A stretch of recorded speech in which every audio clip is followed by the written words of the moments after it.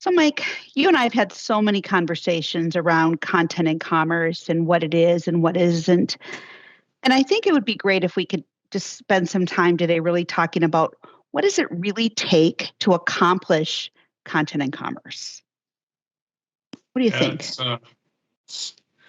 a good question. I think the biggest thing that we talk about an awful lot is whether or not you're ready for it. I mean, a lot of people have to understand that it takes a certain amount of business maturity and technical maturity to really be ready to pull something like that off. Because when you talk about historically where people have come from with commerce and the solutions they have for their business, taking a single application that was really a suite of capabilities that tried to be the one solution to do everything, that suite application, they call it the monolith now, that used to do everything, and tearing it into sub portions and really deferring responsibility and then empowering the business with it is a big shift. Because when you do this, the whole intention, and that's another aspect of it, is what are you really trying to accomplish with this? Because quite honestly, I don't think everyone fully understands what they're going to gain for the effort, but really what they need to look like, or how they need to start to behave or change the way they behave to be successful in doing so. So I think that's really the framework of reference we have with most clients we talk about is how digitally mature are you? How operationally mature are you? And then with content and commerce, what are the challenges you're trying to overcome, or what are the opportunities you're trying to achieve if you're mature enough as a business to actually go down that path? Right. We talk a lot about why are you even considering it, right? Where are you in your maturity? What's driving you to the conclusion that this is the next step in your digital evolution, right? What is it really, why are you considering it this time? And what do you expect? Like you said, what do you expect to get out of it? But really, like, what do you think it's going to do differently or provide you differently that you don't have today with the way you're doing your approach today, right? We hear a lot about like the marketing department wants to get more involved, and right, we want to connect the dots on the buying journey. And that's all great, but I think having a really clear defined approach and path is such a big part of it. What are your thoughts around that? Definitely need a path. I think the biggest challenge again to realize, because there are a lot of realizations in this, is it's business agility you're really after when you do this. It's enabling the business to take on something and be more creative, have greater velocity, have a deeper engagement with the customer with less technological overhead or less involvement with an IT organization. Because traditionally requests went in to IT and you waited an awful long time in some cases for something to come out the other side, so you could actually leverage it. So by separating the content from and creating a more richer experience is really effort in that. The businesses now marketing, merchandising, the gambit of business users really are become empowered to provide a more compelling experience and provide more meaningful content. But I think if you really look at the objective, you have to speak about the velocity that business wants to move in and to be competitive in. And that's really changed dramatically in the past. Even pre-COVID, which had changed dramatically, but in the past 2 years since COVID started, with digital being more important than ever before, it just underscores the importance of allowing the business to have that kind of velocity. So it's often overlooked as to why you're doing that. And one major dimension is to let businesses really get out to market first and best. Right. Well, some of the things we talk about a lot is, it's really getting into understanding your customers, right? Understanding their needs, their wants, their expectations. What are the jobs they're trying to do? What are they looking to get out of it, right? That's such a big piece, right? Understanding your journeys and personas. We see a lot of people spend a lot of time. I mean, I've worked with companies that had 14 personas, right? And when we really dug in and looked at, first of all, how do you be actionable with 14 personas, right? How do you do 14 well? You don't. So looking at what it was interesting, because really peeling back the onion on these 14 personas, what we really found was you have one common thread between all of these 14 personas. And that's really what the story is, not these 14 personas. And it allowed them to really simplify what they were trying to do, right? Get a much easier to get aligned and understand that customer, understand what the journey is, what do they need to know? And then it allows you to start thinking, what content do they need in each cycle of that business, of their buying decision? Are they going to need? Do they want? Are they expecting? Right? And do we have it? Right? A lot of times we look at this and say, content is a big topic in itself, right? What is content? What defines content? I know we talk about that a lot as well, right? Like, what is the definition of content? Because it's all over the place. Well, yeah, and what content is good content, and that depends on your audience. You know, a good case. Good example is when you're trying to serve someone who is new to your brand or new to your product line. The type of content that's going to resonate with them is very different than a loyal customer or a technician or it's a business procurement officer who's looking for stuff. So it varies across those personas quite a bit, like you said, but there is a core minimum that all are going to expect. And that's really going to help, that at least helps set the bar as to where the minimum expectation is, the consistency you described that really says this is where all customers have an equal need or a common need. But then to differentiate, you really have to go and look beyond that and say, what is valuable content to produce next, or for an audience that, you know, is worthy of consideration, or their demands are such that standard content isn't good enough. So it's complicated because that can be everything from brochures to warranties to standards to certifications to product descriptions, and, you know, the list goes on and on. When you say the word content, it's a very overloaded term, and it's very contextual to the person that it's targeting. Right. And I think even when we think about that, right, content is a big part of it.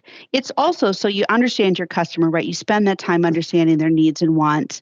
But I think, you know, when we talk a lot about commerce, right, it's really you're as a seller, right, as a manufacturer, distributor, whoever you are, retailer, it doesn't matter. Your goal is to sell products and services, right? That's your goal. You want to understand the customer's expectations, but then the goal is, how do you start thinking about your internal business? How does that align to that digitally obsessed customer? And there are blockers, right? There are things that are not easy to accomplish within an organization. We may not have content, right? We may have data, but that data is not necessarily actionable or intended for public facing. And that becomes a big situation before you're going to start going down this path. You're going to start looking at, how do you align your business? How do you support these customers? Who are these customers, right? What are their, like, we talk a lot about audience definition and understanding where your opportunities are. All of those things, and that internal business is so important as you're looking to align to that external customer expectation. Yeah, I agree. Bringing what the customer expects to the business, and the processes and, you know, systems that are used and skills that are brought, you quickly realize that the two are very far apart. And it's not until you really champion that voice of that customer inside that traditional process or business team or whoever is involved in creation of getting stuff online, that you really then start to see where the juxtaposition lies between what the customer needs and how you're trying to serve them. And only then do you realize that that's the hardest part, is understanding, confessing that what you're doing isn't working, and then figuring out what will work to satisfy that goal, to be that, you know, customer obsessed business that you mentioned earlier. Right. And we talk about it. The reality is, it's also not, you know, I think when we think about content and commerce and the business maturity, the skills maturity within your organization, right? It's the people, but it's also more aligned to the skills that they have, or what are they lacking, right? Can they get those skills? Sometimes you have skills within an organization you're not aware of, right? Like, they're maybe not in the role that they're using those skills for your digital, like this digital obsession, but they could be there. Some companies companies have gaps, right? They're able to serve their very traditional business. They have the skills that are necessary to do that. But then as they start getting into this digitally obsessed, they find out that they do have skill gaps, right? But the reality is that you don't go from A to Z in one swoop, right? It's a journey. And I think we talk a lot about that. And I know that's a term that's used a lot, but the reality is it's true, right? This is not a destination. You are never done. This is a constant improvement and learning and modifying your business and adapting to the changes. And it's constantly happening on this journey of content and commerce. Yeah, your customer is not a static fixed point in time. I hate personas because people would stick them to their walls or tack them to their cubicle desk and view them as some kind of static beast that never changes. But they're constantly changing. I mean, everyone's beaten the COVID example to death in IT, but pre and post COVID personas, if you held up the two of them and what those personas demand out of you, have fundamentally changed and will continue to change. So just because you think you know it today, it doesn't mean you know what they'll look like tomorrow and what they're going to expect out of you. But expectations are only ever going to get higher and more complicated to serve. And that's a painful realization that people need to understand, is that content is, like you said, it's a journey, not a destination. And it's in that journey you compete. And those who take the journey the best and realize that it's not a destination are the ones who are going to keep at it and ultimately win, over those who don't. Right. And I think that as we talk about that, right, so when you're looking at content and commerce, it's really about the people, the process. I talk a lot about business. I know the market talks a lot about process, but it's really about the people internal to your organization and external, right? Your business's ability to deliver on the promise of content and commerce. What does that mean? Mm-hmm. Looking through beginning to end, right? From accepting the order all the way through fulfillment. Can you do that? Are you set up to handle that, right? If you're going direct, which a lot of content and commerce is, but it doesn't have to be, right? You can say as a manufacturer, I'm going to do content and commerce to bring that together, but I'm going to really allow my channel partners to be the fulfillment arm because we're not set up to fulfill. That's still part of that content and commerce journey, but in a manufacturing scenario, it gives that manufacturer the opportunity to own the journey, to own the research journey, to connect with their customers, which is so critical today, right? And a lot of times they don't have those access to those customers because their channel partners have those relationships. And content and commerce connected to that fulfillment journey, as an example, gives those manufacturers the opportunity to get close, to understand the customer, to understand those needs, but still manage to, enable their channel partners as well. Some companies want to disrupt, like all of those decisions. And how do you go to market today? How are you going to go to market in the future, right? Are you looking for opportunities to go to market differently today than you have been? Because with digital channels, you can. So much of that is so important in these decisions around your business and content and commerce as well.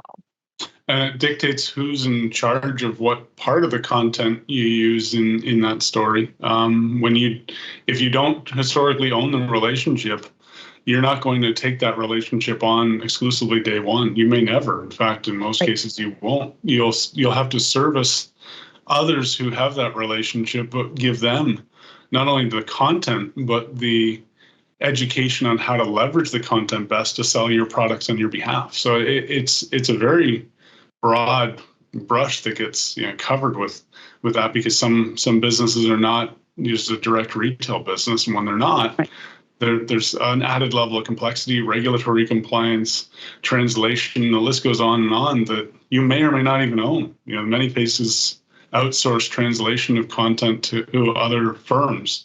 Others leverage local or regional businesses to take the input and turn it into the local language. And does something get lost in translation? The complexity is broad in those cases and not easily solved. Right. And I think that as we continue to talk about it and you look at technology, right, a lot of companies really start around that technology, right? I think we've talked about this in the past around content and commerce. There's a lot of these platforms, companies that have experience platforms, companies that have commerce platforms, right? They really talk about content and commerce is all about the technologies. And the reality is that technology is the enabler, right? It is the enabler to pull off this whole experience of content and commerce, of aligning your marketing journey, your lead generation, all of those things, and tying it together with all of the stages of the buying journey is really what you're looking to do, right? But you also want to market at the right time.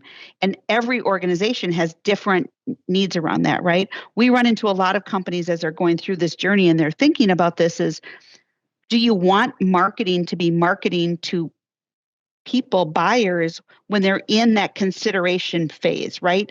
Or do you just stop doing that, right? And you just really focus on them because the goal is that conversion. That's part of the goal of bringing content and commerce together is to keep your people engaged with their experience with the information they need at the time that it's important and relevant to them.